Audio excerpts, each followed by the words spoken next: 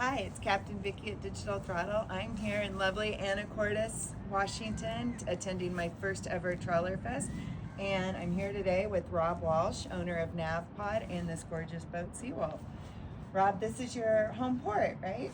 Yeah, here we came into Anacortes about a year and a half ago. Took possession of this boat about 3 years ago in Alaska and then brought it on down. And it's been great to be here in Anacortes. And I'm assuming you have a few NavPod, StarPod products on board to show us? Well, we do. We do have the new StarPod for Starlink that we designed, and we had the opportunity to install it up in Wrangell, Alaska, and then sail it down and kind of get good connection with the internet the whole way down, which was really terrific for, predict wind and getting all your weather information along the route. So, yeah, I can show it to you up on the bow of the boat. Fantastic. Can't wait to see it in action. Stay tuned.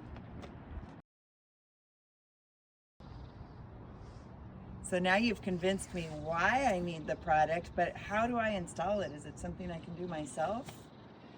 Well, there's a little bit of the installation. You're mounting the Starlink itself inside the StarPod. Now, what I have right here is a newer version of the StarPod. This is what we call the SPS 3000.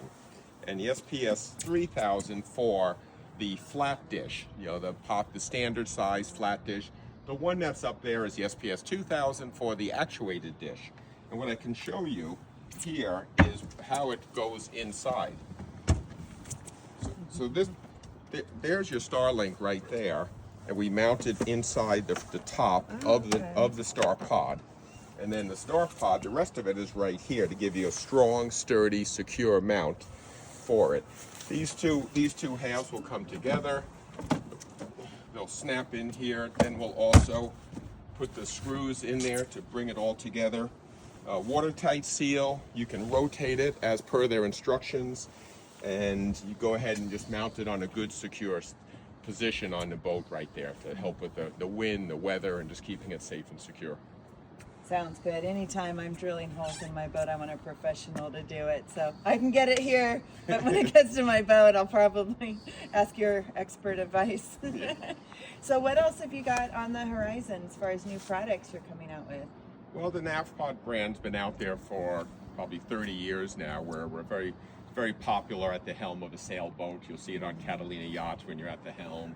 All the electronics. We're certainly the market share leader, created the category a long time ago. So you'll see it on a lot of sailboats. We also have a whole range of power pods, and they really show up on the fly bridge where it's more exposed, protecting the electronics on the back there. So we're always keeping the product line up to date. If Garmin or Ray Marine or Simrad comes out with something new, we're always coming out with a new NavPod to fit the latest in marine electronics. And what's the best way for people to find you? Well, the website's navpod.com. So you'll see under Ocean Equipment, we have our two brands, NavPod under navpod.com, as well as a hose call brand under hosecall.com. All right. Well, I'm excited to see what's on the horizon, and thanks for your time today and educating me on more toys I need for my boat. There you go. Great to have Vicky and the team with Digital Throttle on board today.